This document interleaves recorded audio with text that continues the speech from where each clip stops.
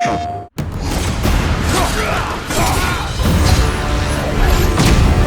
a combat perspective, I always, and I still feel like the meat and potatoes of any God of War game is combat.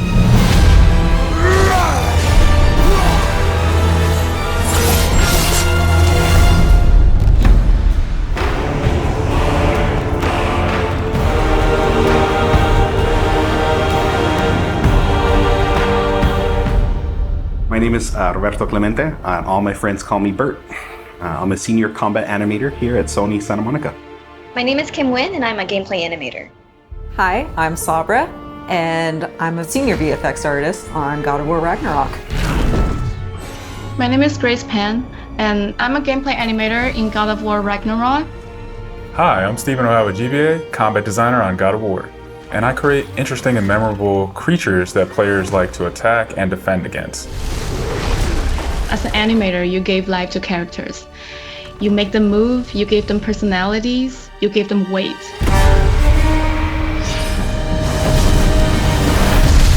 My role as a VFX artist is to put the power behind a move. You are in control of fire and earth and water and wind.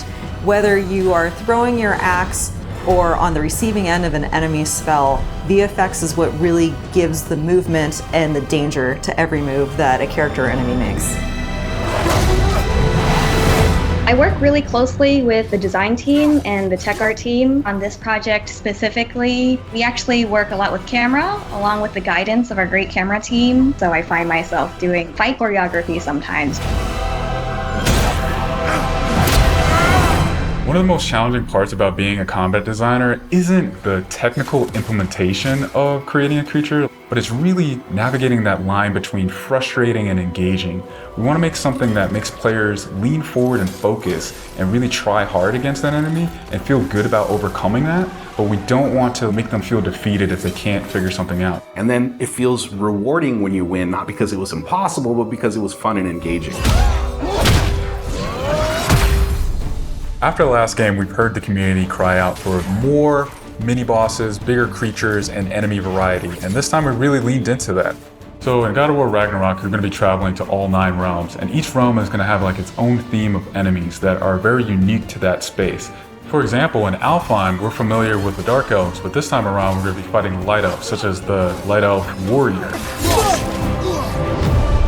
One of the key learnings from the last God of War game is we don't have to think about the camera and how close combat is going to feel. We already have that knowledge, so we can build upon the close camera that we have, and we can iterate on enemies, creating more interesting scenarios.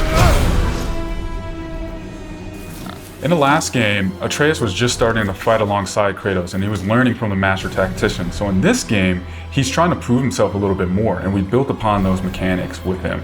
The previous God of War, Atreus was still a kid, right? So he has a lot of dependency on his father. And for this game, you will see Atreus moving more independently on his own as a companion. In regards to VFX for Kratos, I think what the players really love is the powerfulness of it. When you are playing as Kratos, you really do feel like the God of War. And moving into Ragnarok, we want to really make something bigger, make it stronger, make it more of a spectacle. You want them to be like, oh my gosh, I didn't know that the Blades of Chaos could get even better, but look at that. So as Kratos gets more powerful, he's going to have access to newer combos and newer abilities that will increase the combat depth of each weapon. For the Blades, one of the moves that I've really enjoyed from previous God of Wars is the combat grapple, and we're going to be bringing that with a new twist. I'm very excited for players to try the blade grapple traversal moves. That brings so much more speed into the movement and the dynamic feel to it. One of the ways we've expanded Kratos combat this time around is we've given more utility and choice to his shield loadout. If you are a parry person, you could really go for a shield that gears towards parrying. If you're a big blocker, then you could choose a shield that will really match your playstyle. One new mechanic or element that I'm really excited about is these combo finishers. Building up the stun meter this time around is going to lead to different ways to basically decapitate the enemy. You're going to be able to choose, which weapon you want to have when you kill a guy. Another feature that we've added for Kratos is his new pre-fall attacks. You could jump off a ledge, and if there's an enemy below you, you could slam down on him. There's such an emphasis on verticality in some of these fights that it's super engaging. And as Kratos, now that you have so much mobility and that you can also take advantage of that verticality, I think it just adds such another interesting layer to a fight. In God of War Ragnarok, we've enhanced the Kratos and Atreus duo. He's going to initiate a little bit more, be aggressive. He's going to fight alongside you, and sometimes even surprise you with his combo abilities too.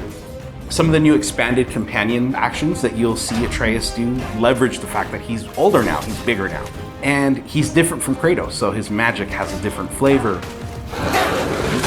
Not only that they fight side by side together, there are also a lot of mini games and player interaction moments. For example, like the puzzle systems and the set pieces. You definitely will see a lot more collaborations between father and son.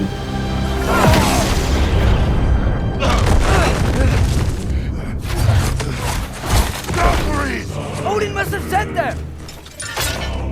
There's so much that goes into building a big set piece. You basically iterate and iterate and iterate, and it takes testing and just seeing what works to really figure out the personality of something. Basically, every department gives it their all to make things really spectacular. There were a lot of different times that I would look back at God of War games just through the ages. Before 2018, there were so many amazing, huge boss fights and set pieces that it was a huge inspiration for me on my time on this project. For the Old Father! Our design philosophy for creating new and memorable enemies is basically making them a combat puzzle, similar to like chess, and focusing on the chess pieces. Each piece has its own theme and its own use. You need to be able to see what's happening in an instant and be able to react as the player. There's a couple of different ways that we go into making an attack very readable for the player. Sometimes we add a signature audio cue, or we'll add the different rings, such as what we did in the last game, that lets you know that this attack is unblockable, you need to dodge it. There's so many different ways that VFX really helps not just show what an enemy is about to do, but show who the enemy really is.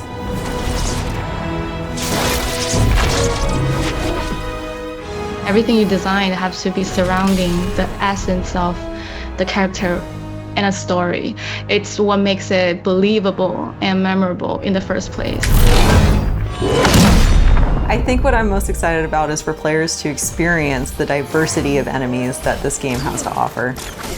You will be fighting everything from small little creatures to things that will take up the entire screen. All of their designs run the gamut. I think each one looks so much different from the next one, and each of them have their own play styles and their own little fantasies that go into it.